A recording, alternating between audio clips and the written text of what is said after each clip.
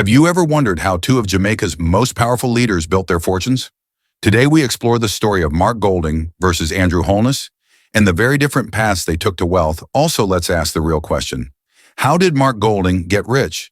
And how did Andrew Holness get rich? The answers couldn't be more different.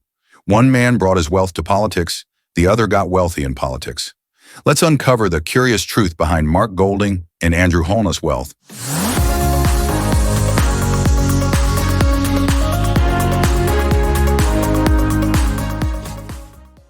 Today we dive into a tale of two leaders, two different paths, and two very different stories of wealth. On one side, we have Mark Golding, the businessman who brought his wealth into politics. On the other side, Andrew Holness, the career politician whose wealth grew as his power grew. Mark Golding's journey to wealth began long before politics. Mark was indeed born into a wealthy, well-connected family.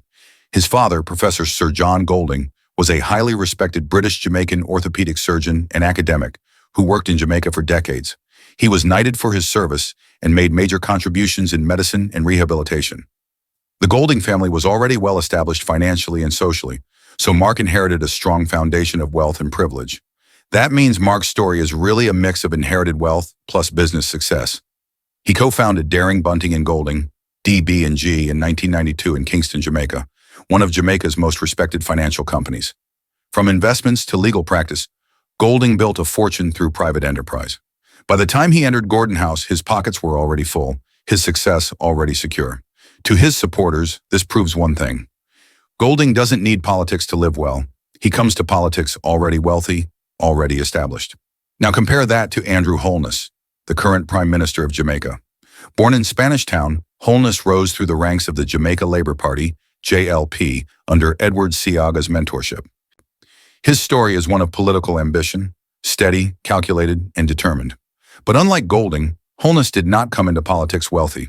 In fact, reports revealed that Holness was once delinquent on his student loan from the Students' Loan Bureau. If he couldn't pay back his student loan because he was broke, then how did he suddenly acquire so much wealth in a short space of time as Prime Minister? From multiple bank accounts to prime real estate acquisitions, Holness's financial growth has often been tied directly to his years in office. This has fueled suspicions among his critics that his wealth came not from private enterprise, but from the influence and power of political office. And so the contrast is clear. Mark Golding's wealth came from inheritance and successful business ventures like DB&G, long before politics. Andrew Holness's wealth grew while holding office, leaving many Jamaicans to ask the question, is political power in Jamaica just another road to riches? This is the battle of narratives. Golding versus Holness. Different paths, different pockets, and different legacies. What do you think, Jamaica? Drop your thoughts in the comments below. And don't forget, like, share, and subscribe for more political drama, real stories, and the truth behind the headlines.